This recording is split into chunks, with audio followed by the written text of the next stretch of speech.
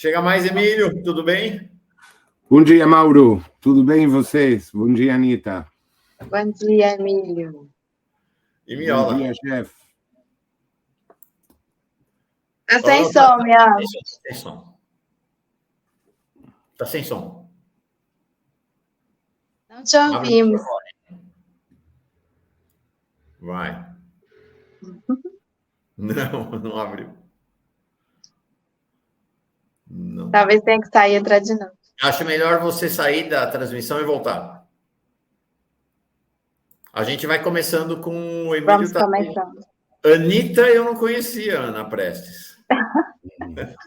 Algumas pessoas me chamam de Anitta. Aqui na Argentina falamos de Anitta Prestes, uma grande. Anitta Prestes, exatamente. Inclusive outros amigos argentinos, realmente.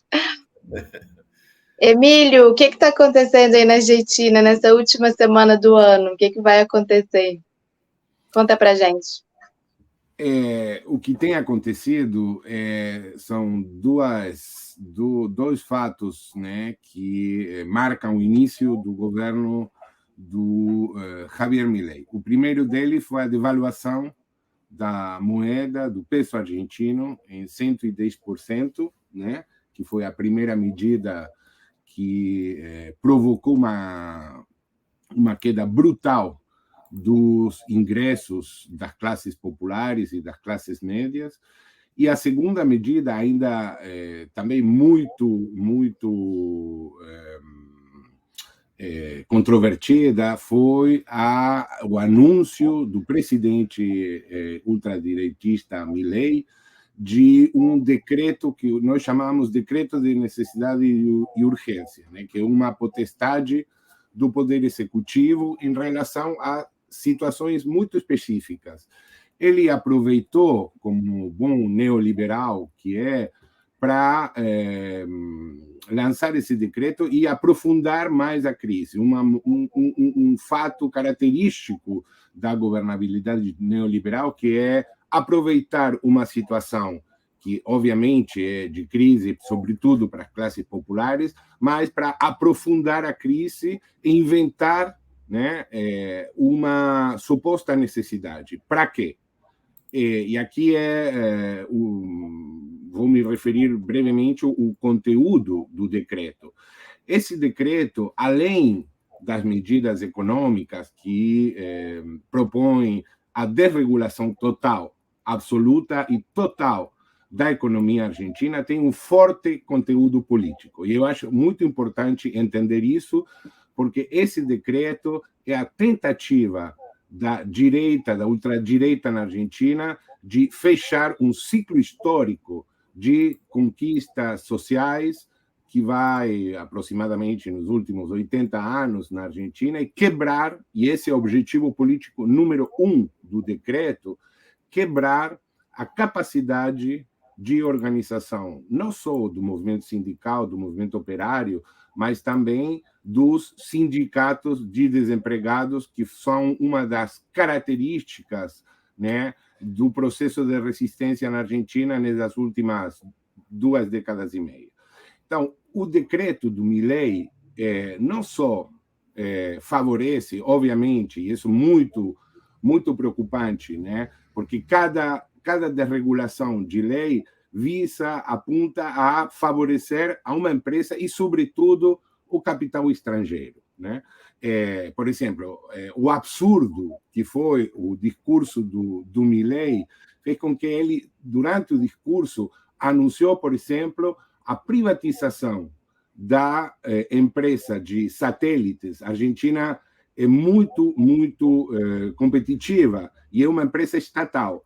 E ele anunciou a privatização da empresa e a desregulação do mercado de comunicações e satelitais, falando que ele tinha que essa medida ia favorecer o ingresso do Starlink, que é a empresa do Elon Musk. Isso é uma coisa inédita na história argentina, ou seja, que um presidente anuncie uma medida e, ao mesmo tempo, anuncie quem vai ser o beneficiário dessa medida. Então, obviamente, o discurso do Milei e esse é o último aspecto que eu queria me referir para dar a palavra para o Jeff. Meia hora depois do discurso, a reação foi imediata. Desencadenou um cacerolaço que é protagonizado fundamentalmente por setores médios, pelas classes médias das grandes cidades. E desde então, e isso é muito importante, os cacerolaços vêm se repetindo todos os dias, praticamente, com variações segundo as cidades e tal. Por que eu estou falando isso? Porque isso coloca a questão de que a resistência, a possibilidade que o DNU, além da necessidade de que esse DNU seja discutido no parlamento, que é uma obrigação da Constituição argentina, né? Mas, além da discussão no parlamento, esse DNU só vai poder ser derrotado se tem uma articulação, uma luta política popular. E, nesse sentido, as notícias para Milei não são muito boas, né? Então, agora nós estamos num período de abertura das mobilizações, e eu queria fechar dizendo que a própria CGT, a Confederação Geral do Trabalho, que tem, digamos, uma composição onde tem alguns dirigentes sindicais que são mais afins às políticas de desregulação, mas a própria pressão popular fez com que a CGT convocou uma manifestação que vai se desenvolver quarta-feira próxima, né, para exigir a justiça, a inconstitucionalidade do decreto. Quarta-feira próxima, amanhã já, né? Manifestação amanhã, né? Sim, amanhã. É que a gente está com uma terça-feira com cara de segunda, né? Sim, por isso. Não, mas é amanhã. Amanhã. Miola, vamos ver se o som ainda está fechado o seu microfone. Não? Isso, agora. Funciona? Agora tá sim, bom. agora. Ótimo. Oba, desculpa então aqui, pessoal, uma falha técnica aqui no estúdio. Mas um abraço grande, bom dia, Ana, Mauro, meu querido irmão, amigo Emílio, bom dia, Rebeca. Bom dia, Rebeca. Eu acho que esse estado das artes que dá, o muito inicial que dá o Emílio, né, nos permite ter uma dimensão, digamos, da dinâmica política e social do conflito, né, desses próximos dias e semanas, que eles vão determinar, na verdade, o sentido geral e os rumos, possibilidades e limites do governo Milei e da própria luta política na Argentina. Eu queria, mais assim, como uma moldura, digamos, mais totalizante, ou pelo menos tentativa dessa moldura mais totalizante, a partir de um artigo que eu li hoje, no final da madrugada, na verdade, de um grande jornalista e escritor argentino, que, inclusive, a última vez que nos encontramos, o Emílio e eu, o Emílio me repassou um livro dele, que é o Carlos Pagne, né, que escreveu sobre o peso do eleitorado no conurbano de Buenos Aires, né, no ascenso da extrema-direita, e dá pistas muito relevantes. É um jornalista que tem muita produção, né, sobre o país. E ele caracteriza o governo Milei como sendo um governo que carrega um sentimento revolucionário, né, que tem uma mística revolucionária, né, e que este governo ele tem, digamos, a impetuosidade, né, e as próprias perspectivas, né, de fundo que são de um destemor em relação ao status quo e à realidade posta, porque eles partem de um pressuposto, inclusive de uma certa mística revolucionária, né, que eles representam, né, uma substituição desse estado de coisas, né, por outro, né, estado de coisas, que é o que eles idealizam, que é mais ou menos, guardadas as proporções, né, aquilo que o Bolsonaro disse imediatamente nos meses subsequentes à sua assunção no governo brasileiro, né, que ele disse que ele não veio para construir nada, ele veio primeiramente para destruir tudo e depois, sobre, né, uma terra arrasada, ele assentar as bases, né, dessa nova do novo sistema, novo regime que ele imaginaria.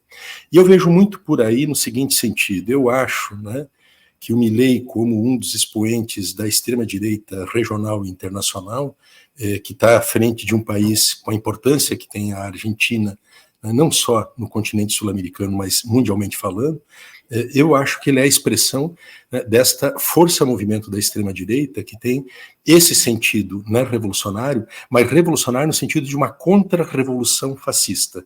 Né? E, portanto, observa que o pacote esse, o decreto esse, o DNU, né, que é o decreto de necessidade e urgência que o Emílio fala, que é uma equivalência à medida provisória no Brasil, né, o DNU na Argentina, ele para ser ele entra em vigência se não for derrotado no Congresso. No Brasil, a medida provisória só entra em vigência se for aprovada, né, num determinado prazo. Mas a base deste DNU, né, esse decreto, é a revisão de nada mais, nada menos do que 3.000 leis, decretos, diplomas, né, legais da Argentina, que, como diz o Emílio, cobre, né, um período histórico extraordinário de décadas, pelo menos 80 anos, os últimos 80 anos de conquistas, né, grandes afirmações de direitos, né, da sociedade argentina estão sendo revisadas. Então isso nada mais é do que uma revisão total, integral, né, das bases, né, modernas da sociedade argentina. Para quê? Para revisar essas bases, né, revolucioná-las e transformá-las desde uma perspectiva que ela é, do ponto de vista econômico, ela é uma alternativa ao liberalismo, ela não se trata aqui de uma alternativa ao keynesianismo, ele se trata de uma alternativa ao próprio liberalismo, para impor, então, uma agenda libertarianista, né, onde o Estado, né, é uma espécie de uma sociedade robespierriana, né, que o homem é o lobo do homem, né, que desaparece, né, um darwinismo social e econômico, onde os valores da solidariedade, da construção, né, de uma economia, né, cooperativa e de afirmação de direitos e dignidade humana, ela desaparece. O Estado, ele deixa de cumprir as funções clássicas, né, especialmente definidas a partir do estado de bem-estar social do pós-Segunda Guerra Mundial, e do ponto de vista, né, de valores, né, sociais, o indivíduo está no centro do mundo, né, o indivíduo que ele é a razão exclusiva, né, ou a razão central, né, fundamental, né, da organização da sociedade, não a coletividade, os valores da solidariedade. Eu pego muito por aí, porque eu acho que nós estamos diante deste fenômeno, que ele é um fenômeno geral, não só nas nossas realidades nacionais e na nossa região, mas ele também é um fenômeno mundial, que ele marca esse tempo histórico que nós estamos vivendo. E eu acho, né, que se não tem uma inteligência estratégica por trás da escolha que fez o Milei de mandar um pacote com essas características, que trata de um redesenho total e integral da sociedade argentina, pelo menos o efeito colateral disto é uma exigência de que o poder político ele seja obrigado a discutir pelo menos partes desse pacote, né, se rechaçar sua totalidade. Eu conversei com um amigo comum nosso, do Emílio, que esteve aqui no Café, no Fórum Café também, que é o Gabriel Vitulo, outro argentino extraordinário, né, e ele, na nossa conversa, uma conversa que o Emílio estava presente também, ele trabalha com essa hipótese e que hoje, né, um outro jornalista que eu cito aqui do Página 12, que é o Eduardo Aliverti, ele faz um artigo, inclusive, onde ele fala quem está por trás da concepção desse plano, que são os grandes conglomerados, Elon Musk, como fala o Emílio, as grandes transnacionais que desenharam, escreveram, revisaram, né, todo esse conjunto de arcabouço legal da Argentina, né, e ele fala, inclusive, dessa hipótese de que o pacote posto nessas condições, ele pode ter esse objetivo. Se não tem um objetivo estratégico pensado inicialmente, ele tem esse efeito colateral, como avalia também o Gabriel Vitulo, né, de obrigar a que o sistema político, ele, resolvido algumas questões preliminares, sobretudo essa do tema democrático, né, porque há uma discussão dentro do Congresso de rechaço à forma como o pacote foi apresentado, e não exatamente sobre o conteúdo. Então há um receio de que, se o Congresso ele sucumbe a esta ofensiva do Milei, ele permite que o Milei governe o próximo período na base de decretos, há uma usurpação do poder legislativo, né? Mas superado isso, há enormes setores que isso é contraditório, inclusive dentro do próprio peronismo, né? E do Juntos por el Cambio, que se disporiam a apreciar partes do pacote. E parte desse pacote, né, 10% que seja, como disse o Gabriel Vitullo, já é suficiente para comprometer, né, a estrutura socioeconômica da Argentina de maneira, né, extraordinária, né, e duradoura, com efeitos, né, catastróficos para aquele país. Eu queria fazer uma questão exatamente em torno disso, Emílio, bem sabendo se é possível já ter uma dimensão concreta. Nós temos, saiu agora cedo o decreto do Milei, convocando o Congresso extraordinariamente para uma série de sessões para analisar o pacote. Então, minha primeira pergunta é, ele vai conseguir fazer aprovar o pacote no Congresso ou não? A segunda é, qual é efetivamente o tamanho da mobilização popular? Foi uma mobilização grande, mas eu sei que aí na Argentina os setores da esquerda disseram, olha, foi grande, mas não foi tudo isso. Precisava ter sido muito maior. Então, como é que você encara, de fato, o peso e a capacidade da mobilização popular confrontar e inviabilizar as medidas do Milei? Então, Congresso e mobilização popular, uma avaliação sua sobre o potencial e poder dessas duas frentes, né? Obrigado, Mauro. Em relação à primeira questão, as possibilidades do decreto ser aprovado no Congresso. Ainda é muito confusa a situação, porque ele não tem ainda uma maioria, ele é super minoritário, a força política do Milei é minoritária no Congresso, então ele precisa de uma política de alianças, né, muito abrangente, e foi o que ele está tentando fazer desde a posse dele, né? Mas o próprio Juntos por el Cambio e a própria União Cívica Radical, que faz parte de Juntos por el Cambio, tem posições encontradas. Tem setores, né, de Juntos por el Cambio que são governistas e que já falaram que eles vão aprovar o decreto assim na versão original, mas tem uma parte importante de deputadas e deputados que fazem parte do bloco da direita, que estão questionando justamente a forma, né? Não o fundo do decreto, mas a forma. E por que eles estão colocando essas questões? Porque, como acaba de falar o Jeff, e eu esqueci de dizer isso, o decreto é um golpe de Estado institucional, ou seja, a tentativa do Milei é consolidar uma lógica política de governo de costas ao parlamento, né? Então, o DNU tem além das questões substanciais, mas tem um objetivo político. Então, essa tentativa, né, de legitimar um governo autoritário cria tensões também entre setores da direita, que eu repito o que falei recém, muitas desses deputados estão questionando a forma do decreto, mas não o conteúdo. Então, por exemplo, esse bloco está propondo para o Milei mandar vários decretos, né, que deem a possibilidade de rejeitar algumas leis, outras aprovar, etc, etc. Eu acho, pessoalmente, que as chances que ele tem de o decreto ser aprovado são poucas. Mas isso está em relação, e aí vou para a segunda pergunta.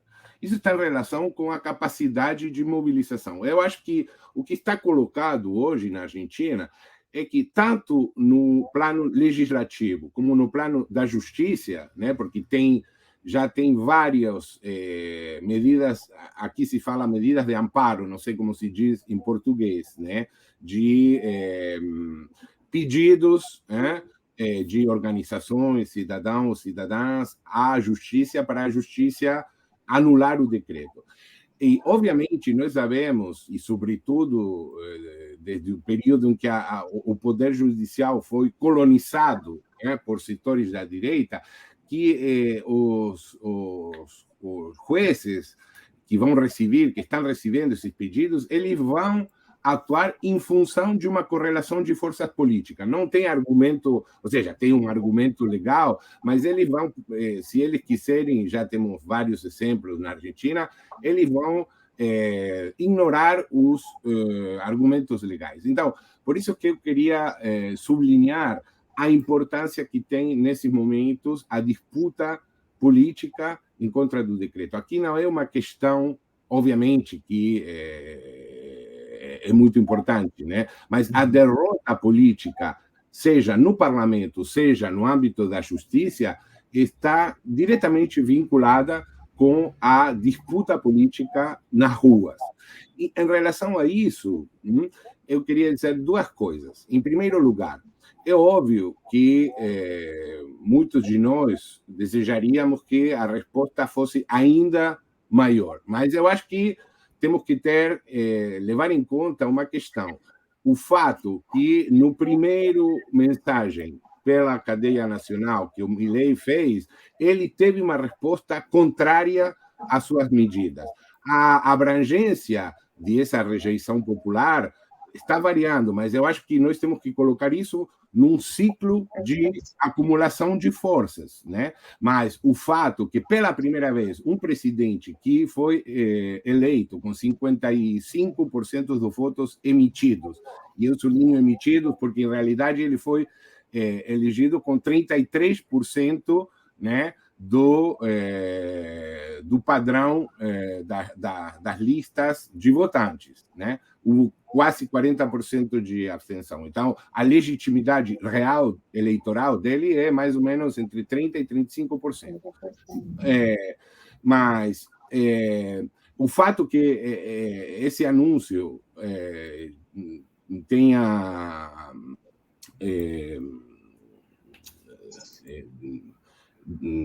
tenha sido recebido, né, com protestos, é muito importante. E os protestos, esse dia, o dia do anúncio, teve dois fatos que eu acho que é importante sublinhar. O primeiro deles foi a manifestação, né, dos movimentos piqueteiros de esquerda que desafiaram a política repressiva do governo. Isso aconteceu no meio-dia, no início da tarde, em Praça de Maio, né? Mas depois, à noite, a classe média de grandes cidades expressou a rejeição, né, do decreto. Obviamente que não foram massivas, mas eu acho que foram o suficientemente importantes para se constituir numa notícia política nacional. E, desde então, não tem parado isso, né?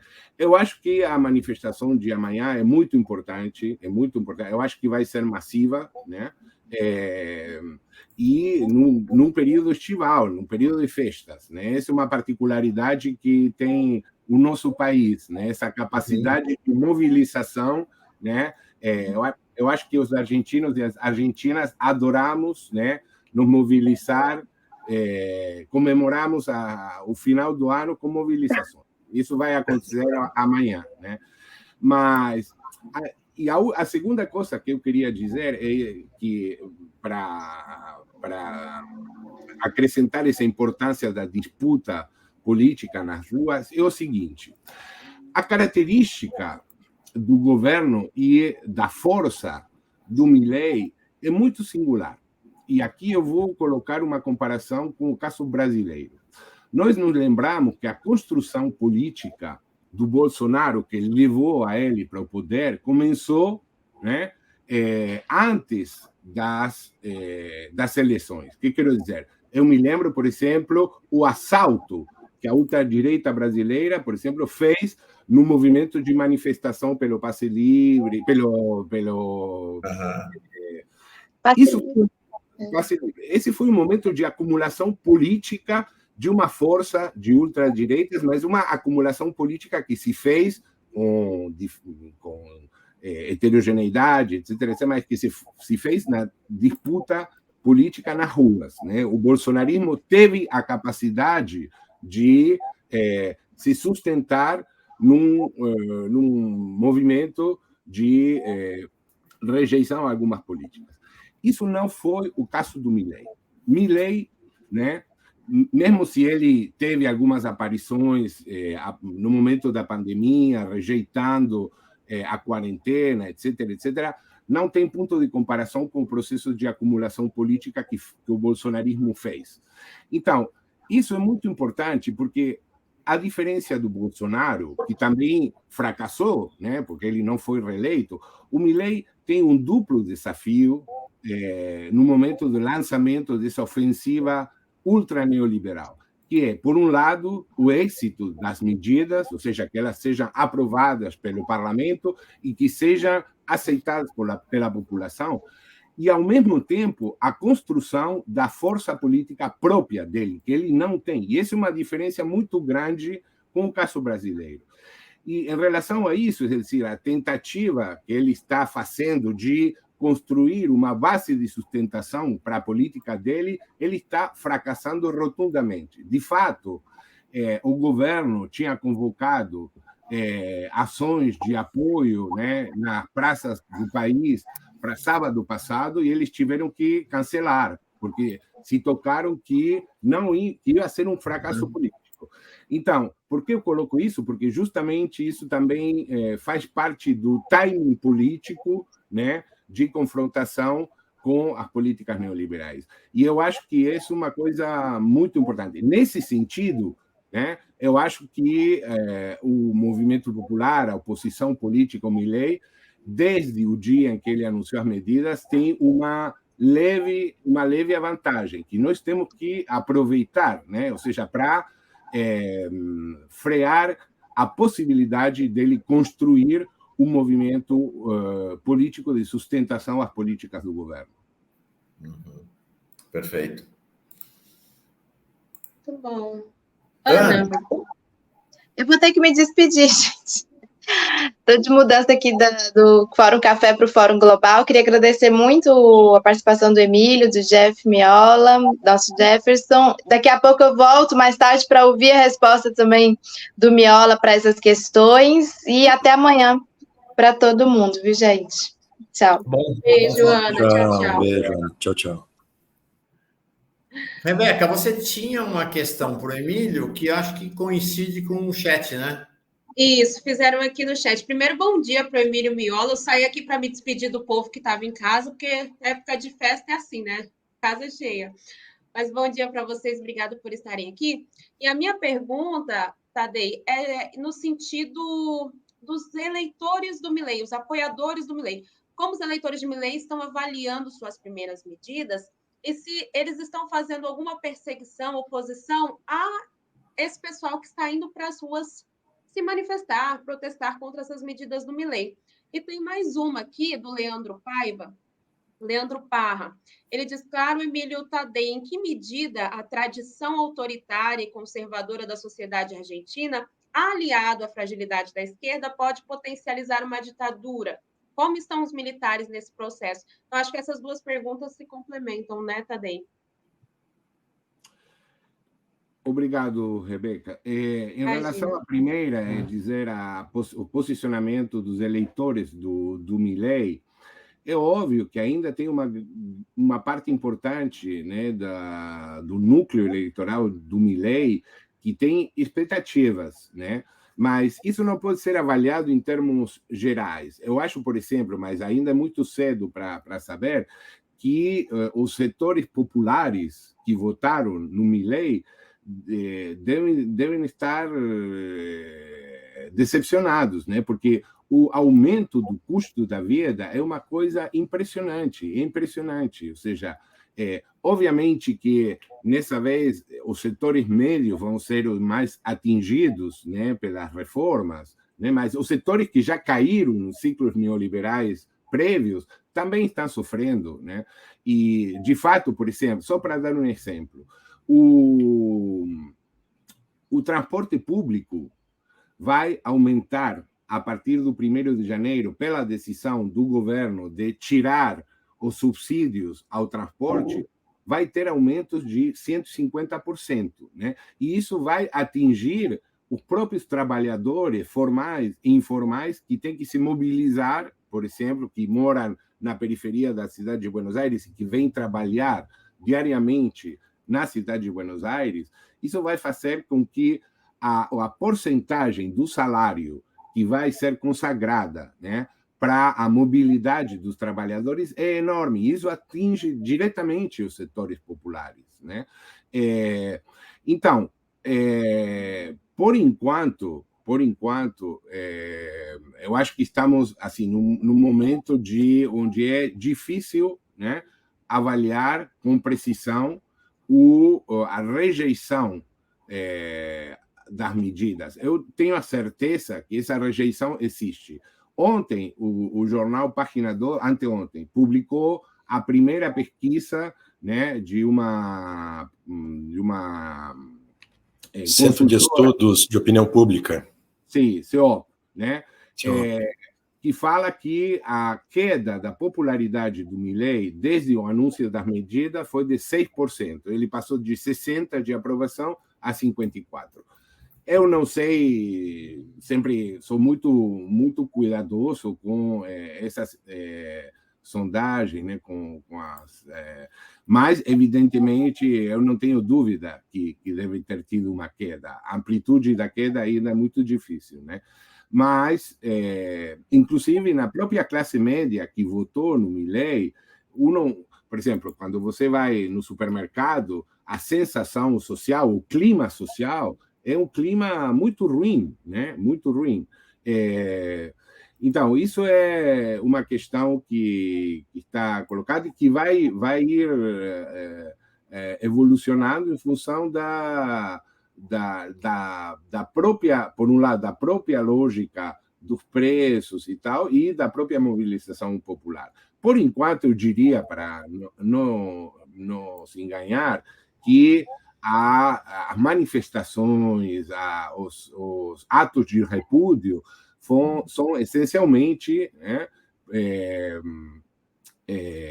promovidos e com a participação dos setores que não votaram no Milei. Mas eu acho que isso pode mudar rapidamente, né? Sobretudo, a volta de férias, daqueles que ainda vão conseguir sair de férias, vai ser muito complicada, porque as quotas das escolas privadas, tudo isso vai aumentar e, sobretudo, a saúde privada, que atinge uma grande parte das classes médias. Já eu recebi, por exemplo, anteontem, o anúncio, né, da empresa de medicina privada de aumento de 40% no preço da quota da medicina privada. Então, eu acho que isso pode mudar rapidamente. E segunda questão, a questão dos militares. Nós não temos que nos olvidar que a vice-presidenta do Milei, a Victoria Villarroel, ela é uma representante, né, do setor militar golpista, inclusive ela é advogada de genocidas que foram condenados, que estão na cadeia, etc., etc. E, obviamente, o lobby militar tenta consolidar posições para ocupar um espaço maior. Eu acho que ainda não tem condições para um golpe tradicional. Isso não quer dizer que possa acontecer, isso vai depender da evolução da situação. Mas, de fato, por exemplo, o dia do anúncio do decreto, a tentativa de consolidar a política repressiva e levar para frente o que o governo anunciou, um novo protocolo para tratamento do protesto social e tal, faliu. Ou seja, a própria manifestação da esquerda conseguiu cortar as ruas, né? E mesmo com a presença incrível da polícia e das forças federais, eles não conseguiram domar a manifestação. Então, mas isso vai depender da evolução da... Eu acho que, por enquanto, a estratégia de segurança do governo é tentar legitimar a intervenção das forças repressivas no tratamento do protesto social. Ainda eu acho muito difícil, eu acho que isso seria, isso tem a ver com a tradição democrática da sociedade argentina, de uma grande parte. Hoje não tem condições, o que não quer dizer que isso possa mudar no futuro, mas hoje não tem condições para uma intervenção direta na gestão política do Exército e das Forças Armadas. Se eu entendi bem, Miola, o que o Emílio nos traz é que, em que pese a vitória do Milei, e é uma vitória, não dá para negar, venceu a eleição, venceu até por uma margem maior do que as pesquisas e as expectativas apontavam, a vitória do Milei ainda não consolidou a hegemonia do grande capital. A gente vive uma situação meio quase um impasse, né? Não chega a ser um impasse, mas o que vai ser o futuro de curto prazo e médio e longo prazo da Argentina ainda está em disputa. A eleição não resolveu a disputa no interior da sociedade argentina ainda, né, Miola? Não, eu acho que não. Acho que é uma situação, digamos, de um relativo empate ideológico, né, que nós estamos vivendo. O Brasil um pouco é a expressão disso, né, que vou inverter o sentido agora da seta. No Brasil, nós tivemos uma vitória, não é muito significativa, embora, né, renhida, sobre o Bolsonaro e o bolsonarismo. Nem por isto, né, o governo Lula está conseguindo executar o seu programa. Ele tem o seu programa, né, contido, né, que está sendo mediado por conta da força do bloco opositor. E a mesma coisa, né, na Argentina. Sob esse ponto de vista, é uma equivalência, digamos assim, de realidade deste empate. Agora, eu acho, né, que a resultante que o processo, né, todo ele é dependente de um componente que é central, né, embora o Congresso seja o locus onde o governo Milei ou aprova ou não as suas medidas, mas não é o Congresso o centro de gravidade da luta política do país. Na minha percepção, é a mobilização popular. Eu acho que assim, o fator popular, né, democrático popular amplo, que inclusive seja capaz de abarcar setores das classes médias eleitoras do Milei, vai ser um fator central, né, porque ele será capaz de... Que marca uma diferença em relação à situação brasileira, né? Que marca uma diferença em relação à situação brasileira, e isto adiciona à nossa realidade aqui um certo sentido de dramaticidade, né, por tudo que nós estamos vendo, inclusive de sequestro, né, do governo, por forças opositoras e que foram derrotadas, apoiaram o Bolsonaro e tal.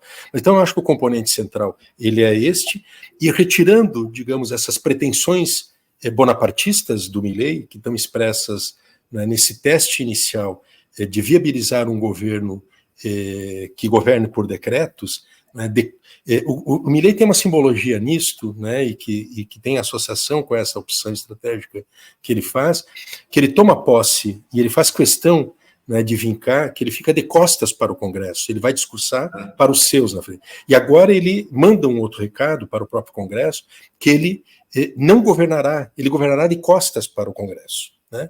Então, esse é salvaguardando, digamos, esse componente bonapartista, que se as classes dominantes conseguem demover, né, esta saída bonapartista do Milei, eu acho que entra num terreno que é um terreno desfavorável do ponto de vista, né, do campo democrático popular argentino, porque desde as classes dominantes das oligarquias locais, né, o raciocínio que ele é feito é de que a situação de crise aguda e urgente, ela requer choques na economia, e esses choques não serão choques de natureza que vão preservar, né, os interesses populares, os direitos sociais do mundo do trabalho, etc. Então, acho que esse é o grande pacto que está formado nessas maiorias hoje que assumem, né, o governo. Pode não ser maiorias congressuais, mas eu acho que há uma maioria política hoje no país que se conforma a partir disso, numa grande unidade, né, que eu imagino que se conforma. Se o governo não consegue aprovar o DNU no Congresso e manda projetos de lei específicos, esses projetos de lei eles mudam esta conversa que nós estamos tendo aqui, porque mesmo com pressão popular enorme e irresistível, eu tenho lá minhas dúvidas se eles não conseguirão aprovar determinadas medidas. Por quê? Porque aí é uma questão de fazer um bloco histórico contra outro bloco histórico. Se sabe que se o governo não tem aprovação mínima, a situação do país ela desanda a tal ponto que se torna irreversível e gera uma crise de legitimidade do próprio governo Milei. E ele cai.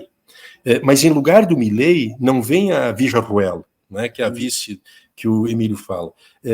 Poderia vir, né, o kirchnerismo ou o peronismo, dificilmente, né, seria uma solução pró-sistema. Né, e esses setores do capital, né, ultrafinanciarizado, transnacionalizados e tal. Então, eu acho que esse raciocínio é que ele também informa, né, as soluções internas que os campos políticos da direita e da extrema-direita devem estar raciocinando. Bom, um consenso mínimo que é necessário é aquele consenso que, por um lado, contenha esse ímpeto bonapartista do Milei, mas, por outro lado, preserve, né, o país em relação ao peronismo e ao kirchnerismo. Mas eu acho que o fator que vai determinar a resultante desse jogo é essa capacidade de mobilização, que é um governo... E uma coisa que é importante, o Emílio falou aqui da pesquisa do CEOP, do Página 12, mas o próprio governo, para produzir uma falsa sensação de que estava tudo muito bem, tudo muito bom, ele divulgou uma pesquisa que dizia que 70% da população aprovava as medidas propostas, que é absolutamente falso. Então, essa queda de popularidade, né, que o Página 12 consegue demonstrar, porque ele fez um levantamento no dia da posse, que o Milei arranca com 60%, e 10 dias depois ele está em 54%, com a mesma metodologia, o mesmo instituto de pesquisa. Bom, não podemos nos fiar plenamente nos institutos de pesquisa ou nas pesquisas, elas não são um parâmetro, né, absolutamente confiáveis, mas são referências importantes e que estão demonstrando isso. Se há, de fato, esta queda, né, ela decorre fundamentalmente de um descolamento de setores de classe média, até mesmo talvez populares, que votaram no Milei e que, bom, expressam a sua insatisfação. Bom, há que se dar conta que as medidas propostas aqui, elas não afetam só, né, o povo humilde e sofrido e a classe trabalhadora. Afeta a classe média argentina, por mais que reacionária. Bom, tem a lei dos aluguéis, né, pessoas que vão ter seus aluguéis, além de super majorados, convertidos, negociados em dólar, numa situação de assimetria entre o proprietário e o inquilino, e por aí fora. Então, são situações muito reais, que, cognitivamente falando, vão colecionando esse sentimento também de resistência de setores que votaram no Milei, né, e que, num contexto de grandes mobilizações populares, e amanhã vai ser um dia chave, se eu não estou equivocado, Emílio, além da CGT, a CTA também, me parece que estaria, a CTA, que é a Central dos Trabalhadores Argentinos, que estaria também aderindo à mobilização de amanhã. Então, é um marco, né, de novo que nós vamos ter, porque finalmente a primeira convocatória que sai do mundo sindical argentino, né, que as outras foram autoconvocatórias ou manifestações espontâneas, os panelaços, etc., reações, né, espontâneas após o anúncio das medidas, mas amanhã é, digamos, um marco, né, dessas mobilizações que tem, pelo menos, atores mais tradicionais da política argentina. O fato de ser tradicionais também sempre é um problema aqui, porque carrega suas idiosincrasias, né, e suas obsolescências, mas o fato concreto é que amanhã essa convocatória, ela vai nos colocar diante de uma situação de cenário futuro, né, que a gente vai poder examinar de maneira mais adequada para saber quais são, né, como se dá essa luta neste campo de batalha, né, fervilhante, né, e bastante intenso que a Argentina está vivendo.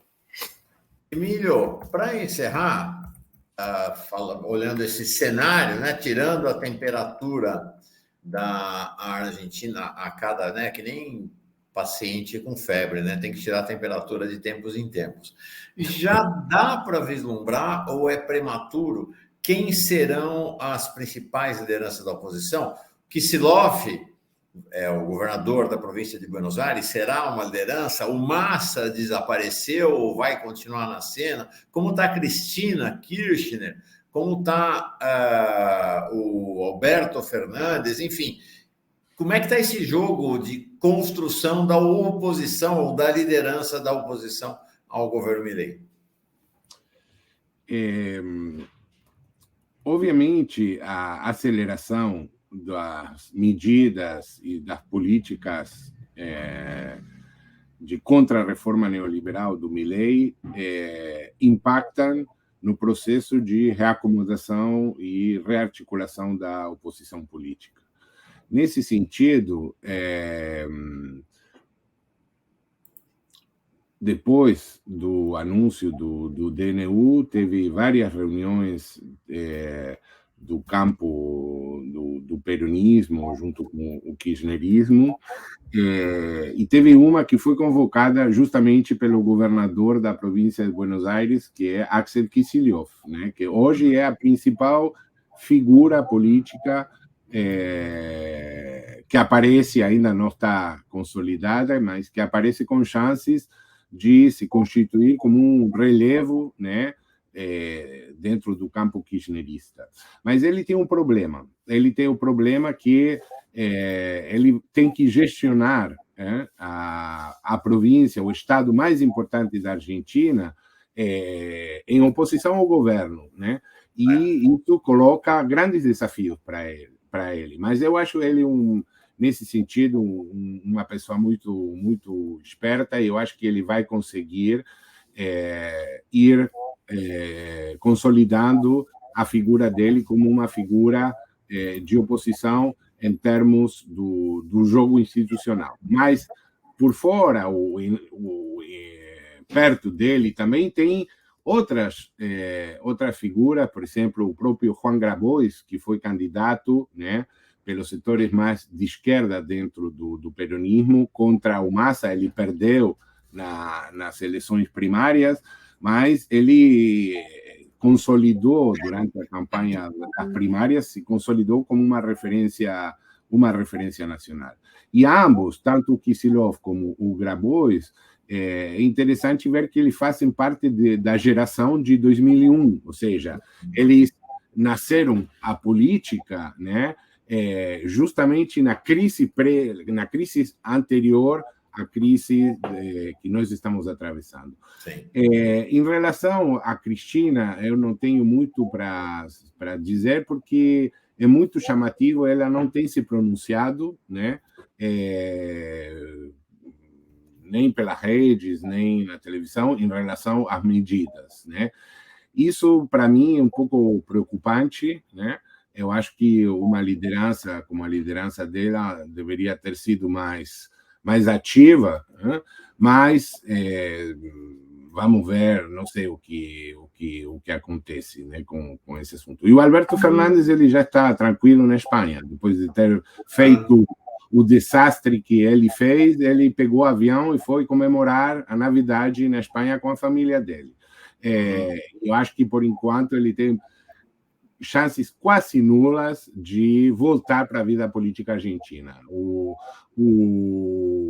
A decepção que o governo dele provocou nos setores populares é muito importante, e, sem lugar a dúvidas, a renúncia à ação política popular abriu as portas para o triunfo do Milei. Eu acho que isso faz parte também do balanço que as forças progressistas de esquerda têm que fazer aqui na Argentina. E eu queria fechar fazendo uma referência mais geral, mais, podemos dizer, de ordem geopolítica, em relação à importância ou à relevância do triunfo das políticas do Milei no contexto internacional. Eu queria dizer isso. Nesse último semestre de 2023, a situação política internacional e a possibilidade, né, da ultradireita de se consolidar está em relação a dois fatos que, para mim, são muito importantes, e a sorte desses fatos vão incidir muito na possibilidade de um fortalecimento das opções de ultradireita. Esses dois fatos são o ataque e o genocídio do Israel em Palestina, e o triunfo eleitoral do Milei. Porque eu acho que esses dois acontecimentos constituem uma mudança em relação ao comportamento da ultradireita no período anterior. porque pela primeira vez o genocídio de Israel em Palestina está marcando a orientação fascista de uma opção de ultradireita. Isso não tinha acontecido nem sequer com Bolsonaro, né? Ou seja, o aprofundamento do caráter fascista repressivo adquire com a repressão ao povo palestino um novo patamar, né?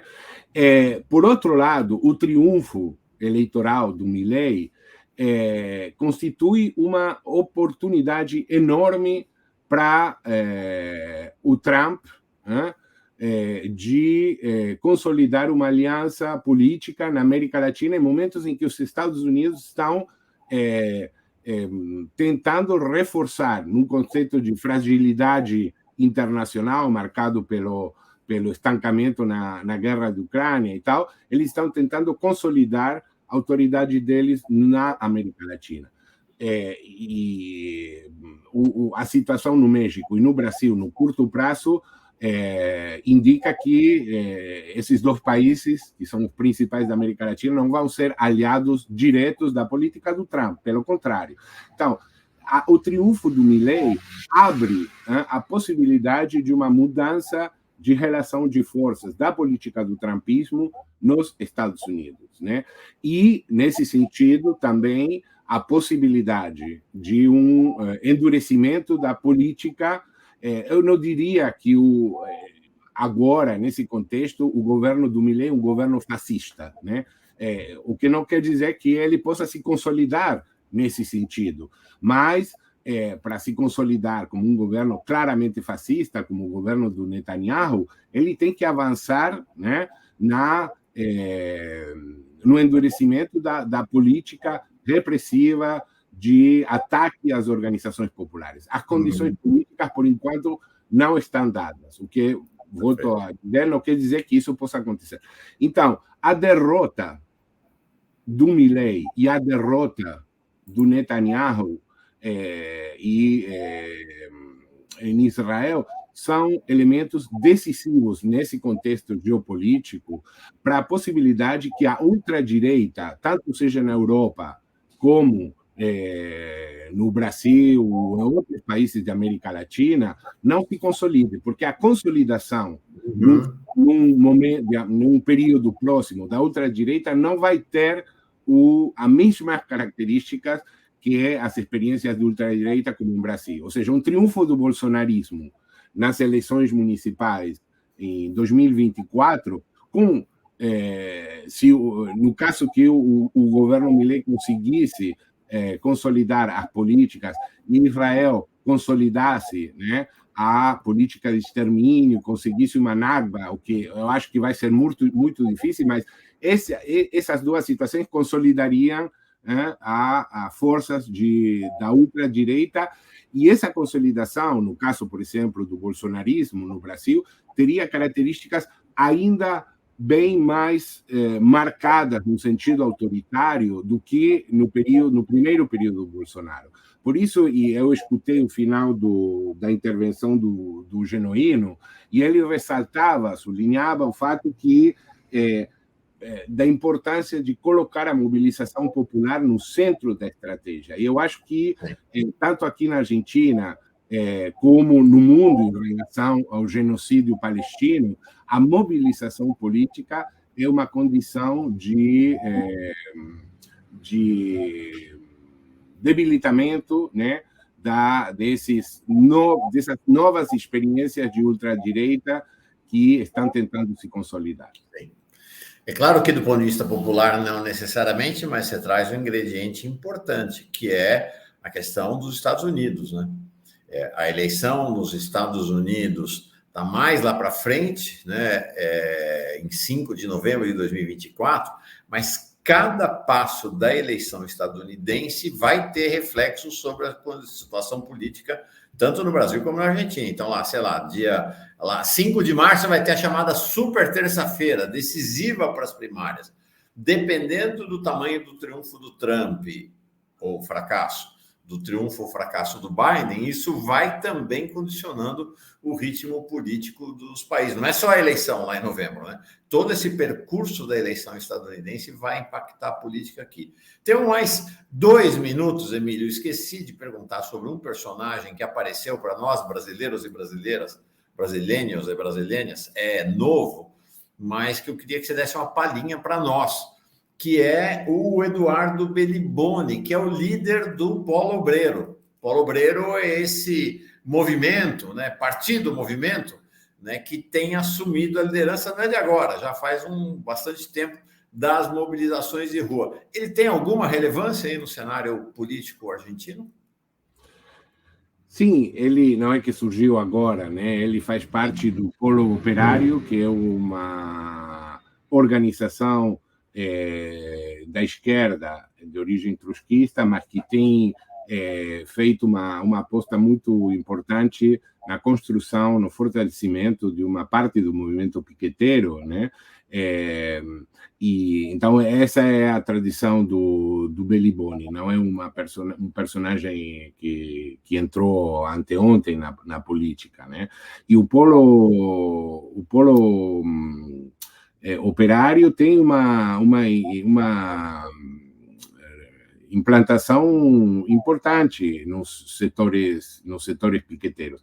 Eu acho que, em relação, foi ele, o Polo Operário e o Bloco Piqueteiro, que representa forças políticas de esquerda dentro do movimento piqueteiro, que fizeram a convocatória para a manifestação da semana passada. Eu acho que essa convocatória, vou dizer 2 coisas em relação à convocatória. Em primeiro lugar, sublinhar a importância da convocatória, porque foi a primeira convocatória de mobilização de rua no governo do Milei, num contexto de endurecimento da política repressiva. Ou seja, a convocatória da semana passada desafiou o protocolo repressivo do governo, né? Então, ressaltar a importância, mesmo se a manifestação não foi uma manifestação multitudinária, mas foi uma primeira rejeição na rua da política do governo. Obviamente teve muita militância. Eu acho que eu esteve lá e eu acho que participaram mais ou menos entre 30 e 35 mil pessoas, né? E a segunda coisa, né, eu acho que, e isso faz parte do debate entre a esquerda, a força progressista, eu acho que a convocatória foi uma convocatória que obviou, que passou do lado de uma convocatória mais ampla, né? Ou seja, eu acho que o que esteve presente foi a vontade da esquerda de mostrar a própria capacidade de mobilizar e de desafiar o governo, mas isso amputou um pouco a capacidade de ampliar o marco de alianças. Nesse sentido, eu vejo isso como uma visão crítica, né? Mas amanhã, e isso é uma boa notícia, a convocatória das centrais sindicais, da CGT e da CTA, convergeu com a convocatória do Bloco Piqueteiro. Então, por isso que acho que a manifestação de amanhã vai ter um nível de convocatória muito, muito importante. Nós vamos acompanhar aqui na Fórum e fica a dica que a gente tem dado aqui sistematicamente. Se você quiser saber ao vivo o que vai estar acontecendo na Argentina, não deixe de assistir o canal C5N, né? Um canal de TV progressista, está no YouTube. Aqui é só C5N, você vai acompanhar ao vivo tudo que vai rolar nas ruas na Argentina amanhã. Nós vamos avaliar, né, amanhã de manhã cedinho no Fórum Café, ainda não vai ter rolado, mas a Fórum vai acompanhar e na quarta-feira vamos falar bastante sobre isso. Emílio, você vai ser uma presença muito requisitada aqui no Fórum Café ao longo de todo 2024, viu? Um bom começo de ano para ti. Obrigado, com muito prazer eu vou tentar sumar aí algumas ideias, algumas informações para o esclarecimento do povo brasileiro, né? É isso aí, legal. Miola, e você, se puder vir, segunda é o seu dia, mas segunda que vem não tem Fórum Café, se puder repetir na terça, aí para falar de Brasil. Precisamos muito conversar sobre o balanço do ano e as perspectivas de 2024 contigo aqui no país, tá bom? Vamos embora. Um abraço, Emílio, Rebeca, Mauro. Abraço. Bom ano novo para nós. Um abração. Rebeca e abraço, Mauro. Muito obrigado. Tchau, tchau. Tchau, gente. Obrigada.